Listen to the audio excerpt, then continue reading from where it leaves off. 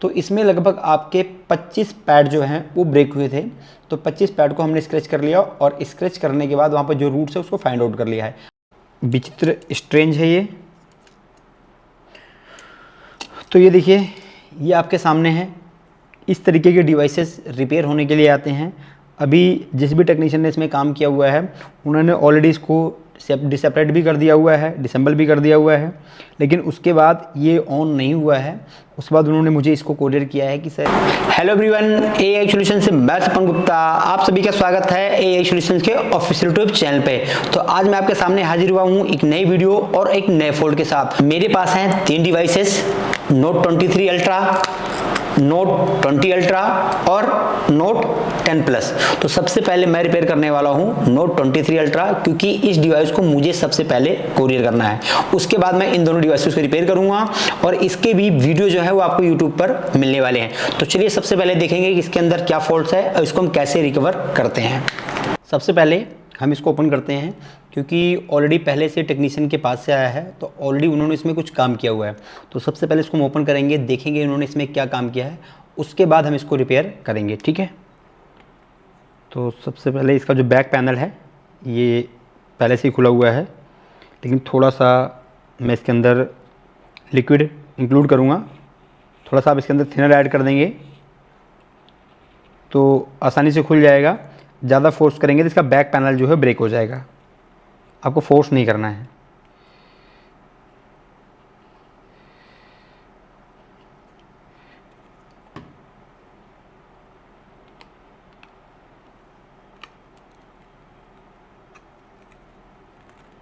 ठीक है, ये देखिए पहले से खुला हुआ है, पहले से ओपन है। तो इसके हम सारे पार्ट्स जो हैं 1 बाय 1 पहले सेफ्टी तरीके से निकाल लेंगे।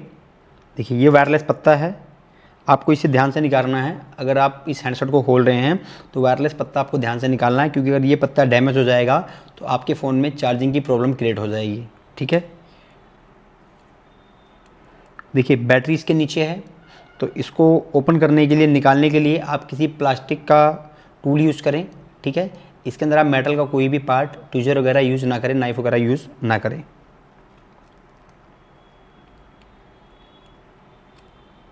या अगर आपके नेल्स बड़े हैं थोड़े से तो आप उससे भी हेल्प ले सकते हैं।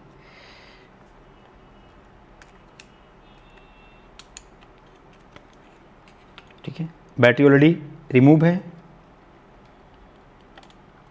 ये मुझे ऐसा लग रहा है कि ये पहले से ओपन भी है। बिल्कुल बिल्कुल बिल्कुल बिल्कुल। तो मैं इसे थोड़ा सा, ठीक है, मैंने सारे पत्ते को रिमूव कर दिया है। एक पत्ता ऊपर रह गया है, इसको भी रिमूव कर देते हैं और इसको भी, ठीक है। अब हम इसको ट्विजर की हेल्प से भी निकाल सकते हैं, कैसे भी निकाल सकते हैं। तो ये देखिए, आप देख सकते हैं कि बोर्ड यहाँ पर हिल रहा है। देखिए, ये देखिए बोर्ड यहाँ पर हिल रहा है। इसका मतलब है कि उन्होंने इसे मुझे डिसेंबल करके भेजा हुआ है। तो पहले मैं अपर स्पीकर को निकाल दूंगा यहाँ से। अब बहुत ही केयरफुली आपको रिमूव करना है। तो पहले हम इसको साइड में कर देंगे और ये देख सकते हैं अभी हमने बोर्ड निकाल लिया है और कुछ ज़्यादा ही विचित्र स्ट्रेंज है ये। तो ये देखिए, ये आपके सामने है। इस तरीके के डिवाइसेस रिपेयर होने के लिए आते हैं।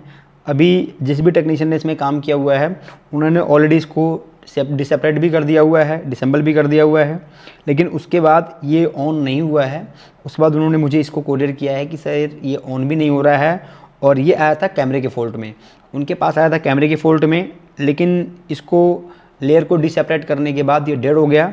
डेड होने के बाद ये रिकवर भी नहीं हुआ है। तो चलिए इसमें पहले स्टेप बाय स्टेप देखेंगे। उससे पहले इसके जो कैमरे हैं इसको हम यहाँ से सेफ्टी तरीके से आपको कैमरे निकाल देना है।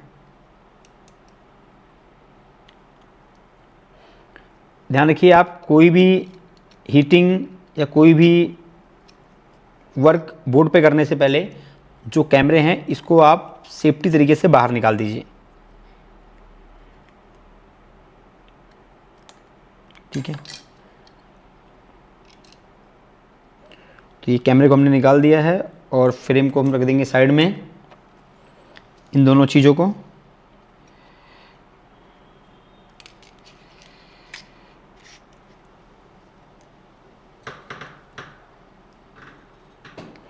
ठीक है, अब देख सकते हैं आप बोर्ड की कंडीशंस क्या है। बोर्ड मुझे अभी फ्रेश लग रहा है, कहीं पर कनेक्टर वगैरह डैमेज नहीं है बोर्ड के अंदर, और उन्होंने सीपीयू भी किया हुआ है। देखिए, देख सकते हैं आप, सीपीयू भी पहले से किया हुआ है।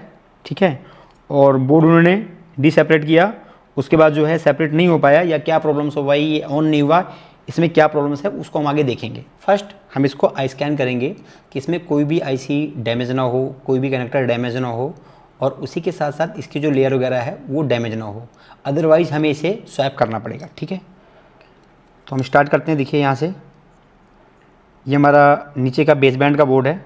देखिए यहाँ पर कुछ जो पॉइंट्स हैं वो डैमेज हैं, लेयर में कुछ बॉल, देखिए यहाँ पर भी थोड़ी सी लेयर डैमेज है, अप साइड में भी लेयर कुछ डैमेज है,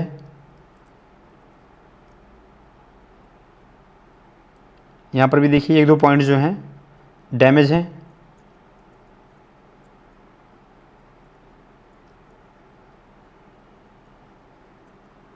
यहाँ पर भी देखिए काफ़ी पॉइंट डैमेज है।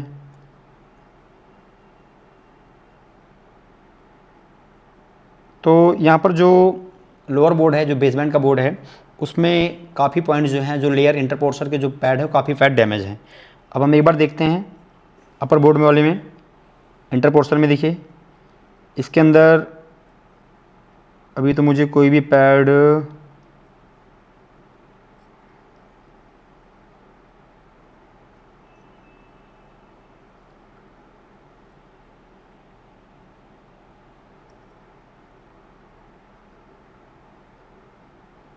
बिल्कुल नहीं। देखिए इंटरपोर्सर जो है वो क्लीन है, इसमें भी कोई भी पैड जो है वो डैमेज नहीं है। ठीक है, सारे पैड एकदम वेल कंप्लीट ओके हैं। जो भी पॉइंट्स डैमेज हैं वो जो लोअर बोर्ड है, लोअर बोर्ड के अंदर ही पॉइंट डैमेज है। ठीक है, तो हमें इसे रिकवर करना पड़ेगा। एक बार हम बैक साइड में देखेंगे, बैक साइड में कनेक्टर वगैरह गुड हैं, ओके हैं, यहाँ पर भी गुड ओके है। देखिए बैक साइड में कनेक्टर वगैरह गुड हैं, इसमें कोई दिक्कत नहीं है। और अगर हम यहाँ देखें तो यहाँ पर दो पॉइंट्स जो हैं वो नहीं हैं,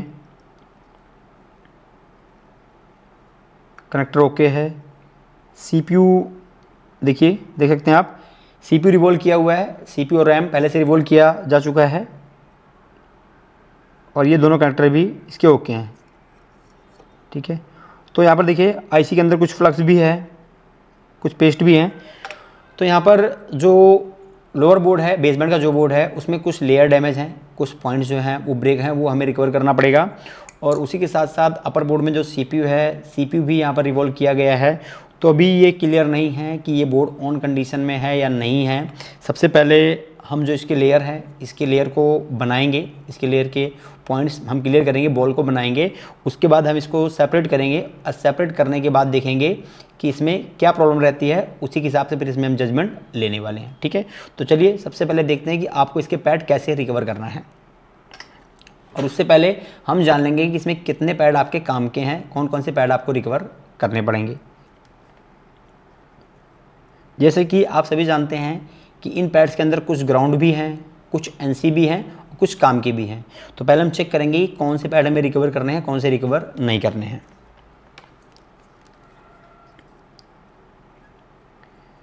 तो देखिए ये जो लेयर के साइड में जो बॉल्स हैं, देखिए ये सारे ग्राउंड हैं। ठीक है, ये सारी लाइनें आपकी ग्राउंड है। ये देखिए, तो ये हमें रिकवर करने की ज़रूरत नहीं है, लेकिन एक बार हम इन पैडों को चेक कर लेंगे, वेरीफाई कर लेंगे। मल्टीमीटर आप देख सकते हैं डायोड मोड में है।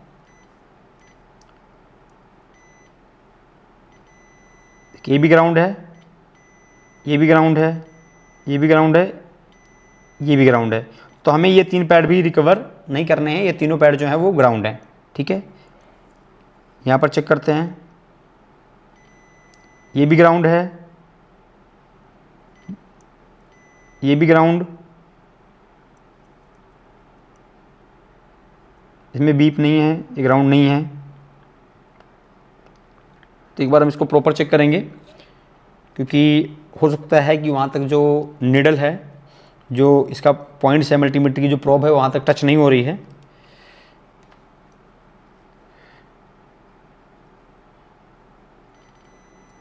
ये ग्राउंड, ये भी ग्राउंड, ये भी ग्राउंड, ये भी ग्राउंड। देखिए तो यहाँ पर ये जो चारों पैड हैं ये भी हमें रिकवर करने की ज़रूरत नहीं है। ये भी ग्राउंड है, ठीक है, देखते जाइए आप। ये भी ग्राउंड है, ये भी ग्राउंड है, ये भी ग्राउंड है।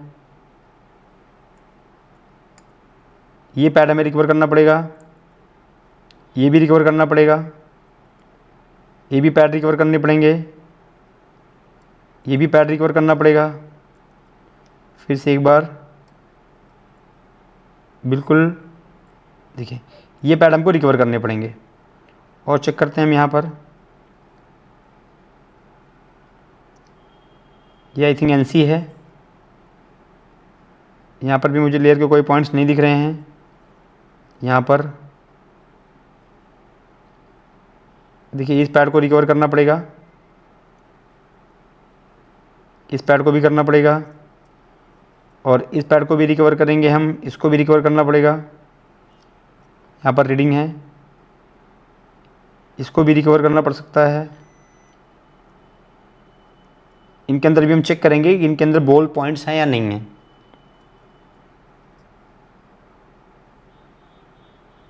ये भी रिकवर करना पड़ेगा, इसको चेक करना पड़ेगा भी अंदर इसके लेयर है या नहीं है। देखिए इन सभी में हमें लेयर नहीं दिख रही है, लेकिन हमें इसे केयरफुली चेक करना पड़ेगा। इस पॉइंट को भी करना पड़ेगा, और देखिए यहाँ पर जो कुछ पॉइंट्स हैं इसको भी रिकवर करना पड़ेगा।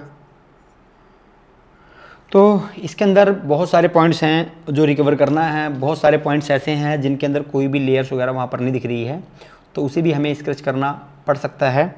तो सबसे पहले जो पॉइंट्स ओके हैं उसको हम रिकवर करेंगे।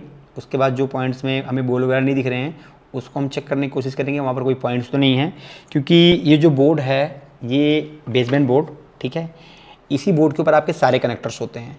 इसी बोर्ड के ऊपर आपके डिस्प्ले कनेक्टर्स, चार्जिंग कनेक्टर और जो कैमरा कनेक्टर्स वगैरह हैं, इसके ऊपर कैमरा कनेक्टर्स भी आपके कई लगे हुए हैं, ठीक है, कैमरा कनेक्टर्स भी है इसके।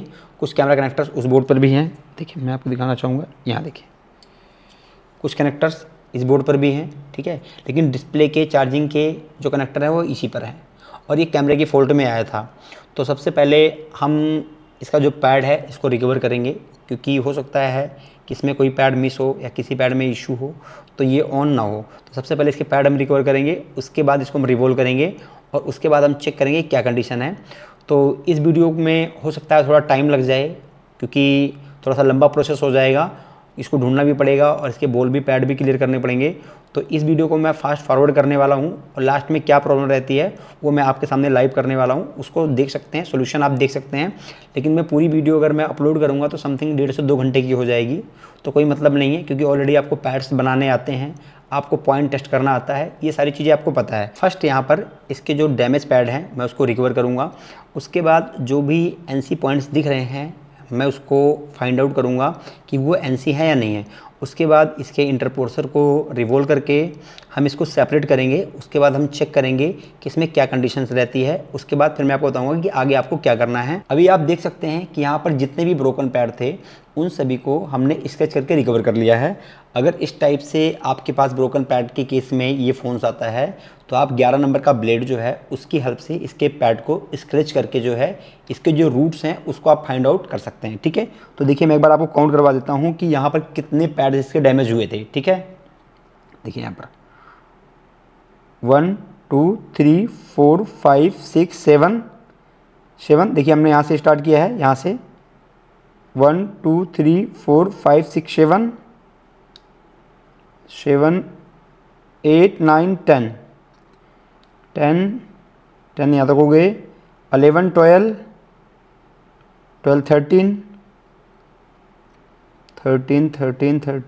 13 ये GND है, ग्राउंड है। 13 यहाँ पर एक 13 एक 14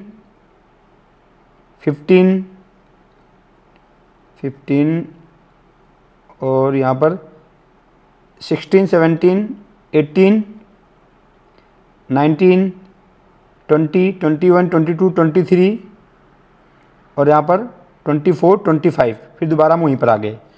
तो इसमें लगभग आपके 25 पैड जो हैं वो ब्रेक हुए थे।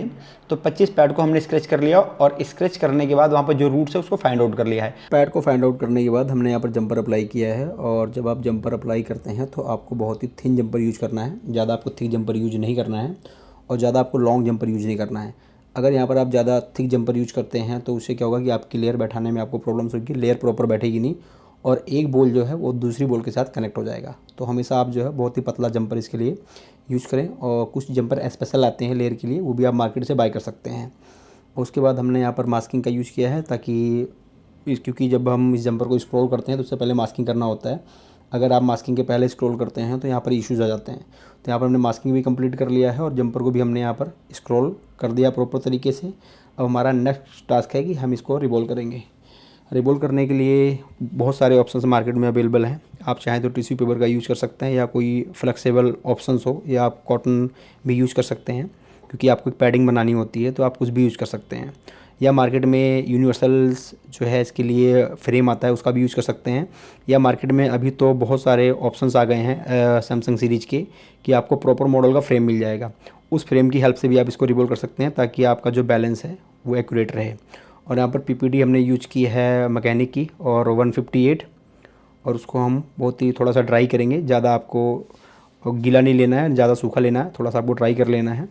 उसके बाद आप यूज़ कर सकते हैं। और पहले आपको एक एरिया कंप्लीट करना है, उसके बाद उसको क्लोज से क्लियर करना है, फिर जो है आप सेकेंड एरिया में उसको अप्लाई कर सकते हैं। जब भी आप इसको अप्लाई करते हैं तो आपका जो बैलेंस है वो आपको बहुत स्टेबल रखना है, ज़्यादा आपको मूवमेंट नहीं करना है क्योंकि थोड़ा सा भी अगर आप मूवमेंट करेंगे तो फिर से दोबारा आपको रिवॉल्व करना पड़ जाएगा। और पीपीडी भी आपको ज़्यादा फोर्स करके फिल नहीं करना है, पीपीडी भी आपको बहुत हल्के हाथों से फिल करना है। ज़्यादा अगर आप प्रेशर करके पीपीडी फिल करेंगे तो आपकी जब भी आप उसके ऊपर हीटिंग अप्लाई करेंगे तो एक बॉल दूसरे बॉल के साथ क्लोज हो जाएगा। तो पीपीडी आप बहुत हल्के हाथों से फिल कीजिए, ज़्यादा आपको फोर्स नहीं करना है। पीपीडी फिल करने के बाद आप उसको 1 टाइम 2 टाइम भी फिल कर सकते हैं, लेकिन फोर्सली बिल्कुल मत कीजिए। और ज़्यादा फोर्स करेंगे तो आपकी स्टेंसिल जो है वो भी लेफ़्ट राइट मूव हो सकती है, जिससे आपको फिर से करना पड़ेगा। उसके बाद आपको क्या करना है कि कॉटन से आपको बहुत ही हल्के हाथों से साफ़ करना है, ज़्यादा आपको फोर्स नहीं करना है। ज़्यादा फोर्स करेंगे कॉटन से तब भी आपकी स्टेंसिल इधर उधर मूव होगी, आपको फिर से रिवॉल्व करना पड़ेगा। और यहाँ पर आपको बहुत ही परफेक्ट बैलेंस बना के रखना पड़ता है, थोड़ा सा भी डिसबैलेंस होगा तो आपको फिर से दोबारा रिवॉल्विंग करनी पड़ेगी। यहाँ पर हमने पीपीडी प्रॉपर तरीके से अप्लाई कर दिया है। अब इसको जो है हम यहाँ पर रिवॉल्व करेंगे। उसके लिए मैं हीटिंग यहाँ पर यूज़ कर रहा हूँ 330 डिग्री, क्योंकि नीचे जो है टिश्यू पेपर भी है और बोर्ड की लेयर है, तो इसलिए थोड़ा सा हीटिंग में ज़्यादा यूज़ करूँगा। नॉर्मली आप 280 यूज़ कर सकते हैं, 280 में भी आप इसको प्रॉपर रिवॉल्व कर सकते हैं, लेकिन मैंने यहाँ पर जो हीटिंग यूज़ किया है वो 330 यूज़ किया है क्योंकि 2008 से। और इसको जब आप रिवॉल्व करते हैं तो आपको बहुत ही पेशेंस के साथ करना है। पहले आपको कुछ प्लेस को कवर करना है, उसके बाद आप कुछ जिस प्लेस को आपने कवर किया है वहाँ पर आपको हीटिंग दिखाना है। और ये आपको माइंड में बिल्कुल नहीं रखना है कि अगर आप एक प्लेस को जैसे कवर करते हैं और हीटिंग दिखाते हैं तो दूसरे प्लेस पे इशू आएगा, बिल्कुल नहीं आएगा। आप जिस प्लेस को आपने कवर किया है ट्वीजर से उस प्लेस पे हीटिंग दे रहे हैं तो आपकी रिवॉल्विंग वहीं पर होगी, अदर प्लेस में कोई इशू नहीं होने वाला है। तो बिल्कुल इसको आप ईजी तरीके से कर सकते हैं, कोई भी इसमें रॉकेट साइंस नहीं है आपके लिए। बस आपका बैलेंस होना चाहिए। आपको ये चीज़ ध्यान में रखना है कि जब तक आपका 1-2 प्लेस पे बॉल नहीं बन जाते हैं तब तक आपकी स्टेंसिल जो है मूव ना हो। अगर आपकी स्टेंसिल मूव हो जाएगी तो फिर से दोबारा से आपको इस टास्क को अप्लाई करना पड़ेगा। और इस प्रोसेस को आपको स्लोली करना है, ज़्यादा फास्ट वे में नहीं करना है क्योंकि नीचे टिश्यू पेपर है और ये बोर्ड भी है, थोड़ा सा ज़्यादा मोटा है जो इसका इंटरपोर्सर है, और नीचे उसके नीचे भी आपका बोर्ड है, मेन बोर्ड है। तो आपका ये जो रिवॉल्विंग का प्रोसेस है वो स्लोली होगा, ज़्यादा फास्ट वे में नहीं होगा। और अगर आप ज़्यादा हीटिंग रखेंगे तो उससे ज़्यादा इशू आ सकते हैं। तो हीटिंग आपको 280 से 330 ही रखना है, उसमें आपकी रिवॉल्विंग परफेक्ट हो जाएगी। तो भी हमारी रिवॉल्विंग जो यहाँ पर है हो चुकी है। तो एक बार हम प्रॉपर तरीके से बोर्ड को देख लेंगे कि कहीं पर ऐसा तो नहीं है कि कुछ बॉल आपस में कनेक्टेड है, या कहीं पर ऐसा तो नहीं है कि कुछ बॉल जो हैं वो बीच में जॉइंट में आ गए हैं। जैसे यहाँ पर आप देख सकते हैं कुछ बॉल जो हैं बीच में आ गए थे, तो इन बॉलों को आपको रिमूव कर देना है। और अगर कुछ बॉल आपके ऐसे हैं कि जो आपस में कनेक्टेड हो गए हैं, 1-2 बॉल, 3 बॉल, 4 बॉल हैं, तो उनको आप 11 नंबर के ब्लेड का यूज करके उसको आप डिवाइड कर सकते हैं। और अगर कुछ ज़्यादा ही आपके एक साथ में जॉइंट हो गए हैं तो उसको आपको दोबारा फिर से रिवॉल्विंग का प्रोसेस अप्लाई करना पड़ेगा। उसके बाद यहाँ पर आपको क्या करना है, आपको फ्लक्स डालना है और फ्लक्स डाल के आपको हीटिंग प्रॉपर तरीके से दिखानी है। उससे क्या है कि बॉल जो हैं जो डिसबैलेंस हुए हैं प्रॉपर अपनी शेप में आ जाएंगे। जब भी हम रिवॉल्विंग करते हैं तो बॉल जो है उस टाइम पे थोड़ा सा स्टेंसिल लेफ्ट राइट होने की वजह से, मूव होने की वजह से बोर्ड डिसबैलेंस हो जाते हैं। तो पीपीडी तो आप फ्लक्स जो है यूज़ करके उसको बैलेंस में ला सकते हैं। और उसके बाद आपको बोर्ड को प्रॉपर तरीके से क्लीन कर लेना है, कहीं पर कोई भी इश्यूज़ नहीं होना चाहिए, कोई रैसेस वगैरह नहीं होना चाहिए।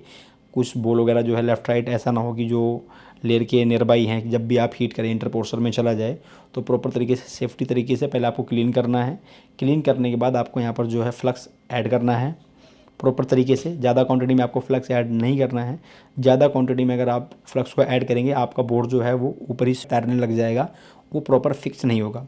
तो जो पेस्ट की क्वांटिटी है बहुत ही कम रखना है। उसके बाद आप पेस्ट को जो है प्रॉपर तरीके से इस पर अप्लाई कर दें। तो फिक्सिंग के टाइम पे आपको पीसीबी होल्डर में ऐड करना है। आप चाहे तो नॉर्मली भी कर सकते हैं अगर आपका बैलेंस है, लेकिन मोस्टली आप पीसीबी का यूज़ करें। और यूज़ करने के बाद आप इसको हीटिंग से फिक्स कर सकते हैं। इस टाइम पे मैंने जो हीटिंग रखी है वो 370 डिग्री रखी है, और क्योंकि 2008 में यूज़ कर रहा हूँ, और एयर जो है वो मैं 100 यूज़ कर रहा हूँ। और जब आप फिक्सिंग करते हैं तो जैसे आपने फर्स्ट टाइम रिमूव किया था तो उस टाइम पे थोड़ा ज़्यादा टाइम लगता है, लेकिन अभी हमारी जो पीपीडी है वो काफ़ी लो टेम्परेचर की है, तो इसमें ज़्यादा टाइम तो नहीं लगेगा, लेकिन कुछ टाइम लगेगा। समथिंग 3 मिनट 4 मिनट के आसपास लग सकते हैं। वो डिपेंड करता है आपके हीटिंग के ऊपर कि आप किस तरीके से हीटिंग वहाँ पर अप्लाई करते हैं, और आपके जो नोज़ल है एसएमडी का उसमें और मदरबोर्ड में कितना डिस्टेंस है, इसके ऊपर डिपेंड करता है। और आप नोज़ल कौन सा यूज़ कर रहे हैं इस पर भी डिपेंड करता है कि ओपन नोज़ल है या आपका 12 mm का नोज़ल है, कौन सा नोज़ल आप यूज कर रहे हैं। तो उसको आप पहले प्रॉपर तरीके से फिक्स कर लें। फिक्स करने के बाद एक बार हल्का थोड़ा सा आप मूव करके देख लें। अगर बोर्ड आपका मूव हो रहा है, प्रॉपर तरीके से फिक्स हो गया है, तो चारों तरफ पहले से आप आई स्कैन कर लें। और जब भी बोर्ड को आप फिक्स करते हैं उससे पहले बोर्ड को थोड़ा सा कूल डाउन कर लें।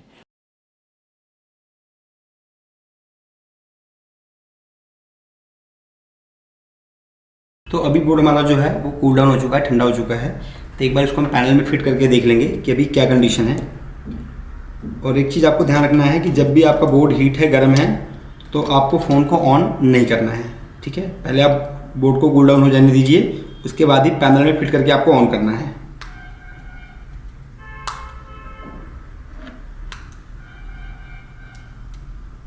और सारे पत्ते आपको पहले लगाना है, बैटरी आपको लास्ट में लगाना है। तो पहले इसको चार्जिंग से चेक करेंगे कि चार्जिंग से क्या कंडीशन है।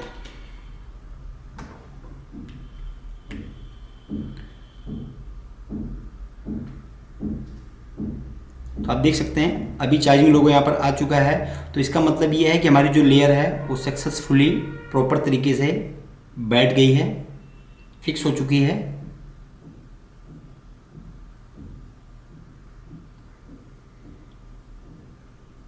अभी आप देख सकते हैं यहाँ पर बैटरी जो है वो 23% है। तो एक बार इसको हम निकाल के ऑन करके चेक करेंगे।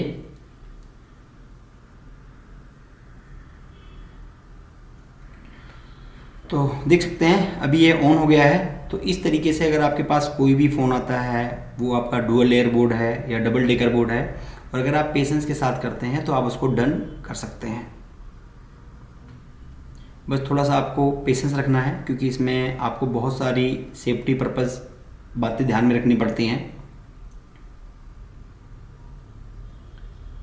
ये जिस भी टेक्नीशियन के पास आया था वो किस कंडीशन में आया था मुझे नहीं पता है, लेकिन जब उन्होंने मुझे भेजा तो आपने देखा कि किस कंडीशन में हमें रिसीव हुआ है। लेयर वगैरह सारी कुछ यहाँ पर ओपन कंडीशन में थी, कि देख सकते हैं अभी ये ऑन हो चुका है प्रॉपर तरीके से। और यहाँ पर आप देख सकते हैं नेटवर्क का सिंबल भी बना हुआ आ रहा है, देखिए यहाँ पर, ठीक है। क्योंकि कई बार ऐसा होता है कि जब आप लेयर को रिवॉल्व करेंगे तो यहाँ पर आपका नो सर्विस का लोगो आ जाएगा, नो सर्विस का सिंबल आ जाएगा, ठीक है। जो आपको क्रॉस मार्क होता है वो यहाँ पर सिंबल आ जाएगा। लेकिन अभी हमारे केस में देखिए यहाँ पर नेटवर्क बना हुआ आ रहा है, तो इसका मतलब ये है कि लेयर हमारी सक्सेसफुली फिक्स हो गई है, ठीक है। तो आशा करता हूँ कि ये वीडियो आपके लिए हेल्पफुल रहने वाली है, और इस तरीके से आपके पास कोई भी हैंडसेट आता है तो उसे आप रिपेयर कर सकेंगे। तो मिलते हैं इसी तरीके से किसी नेक्स्ट वीडियो में। Thank you for everyone, thank you for watching.